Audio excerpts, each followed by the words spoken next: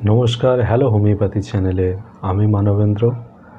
আজকে আমাদের যে আলোচনা করার বিষয় সেটি হলো এই যে শীতকাল চলছে, শীতকালে আমরা কি করি, অনেকে যারা বাইক চালায় তারা তো এটা খুবই ভোগে। যারা অন্যান্য গাড়িতে বা যানবাহনে যাতায়াত করে তাদেরও কিন্তু এই সমস্যায় খুবই ভুগতে হয়। আপনারা ঠিকই ধরেছেন, আমি আলোচনা করতে চলেছি আজকে প্রাথমিক ঠান্ডা লাগা সম্পর্কে। আমরা আলোচনা করব প্রাথমিক ঠান্ডা লাগার কারণ, লক্ষণ এবং প্রাথমিক ঠান্ডা লাগায় যে হোমিওপ্যাথিক ওষুধগুলি সাধারণত ব্যবহার হয় সেসব ওষুধ সম্পর্কে। প্রধান কারণ বলতে গেলে শীতকালে ঠান্ডা হাওয়াটাই প্রাথমিক ঠান্ডা লাগার প্রধান কারণ। এই হাওয়া লাগার ফলে নাক এবং পরবর্তীকালে আমাদের ফ্যারিংসে কতগুলি ভাইরাস আক্রমণ করে।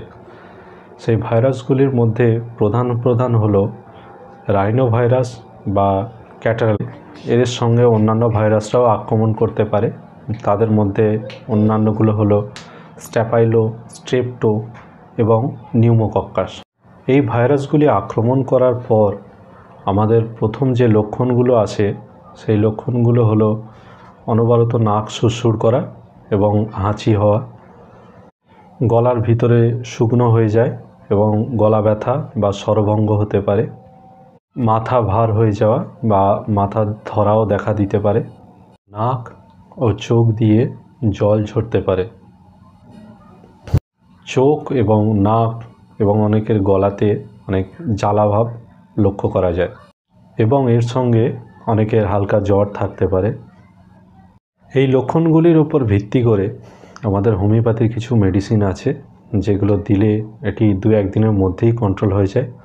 তার মধ্যে প্রথম মেডিসিন হলো একোনাইট বা একোনাইটাম ন্যাপেলাস 30, যেটা একদম প্রাথমিক সর্দিতে আমাদের খুবই প্রয়োজন হয়।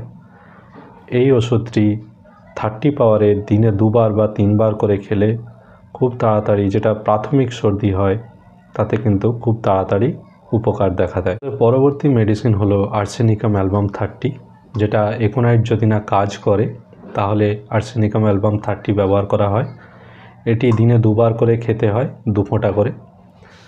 তো এর লক্ষণগুলো সাধারণত যেগুলো থাকে সেগুলো হচ্ছে নাক দিয়ে প্রচুর কাঁচা জলের মতো সর্দি এবং চোখ দিয়ে অনেক সময় জল আসে এবং অনবরত হাঁচি হতে থাকে।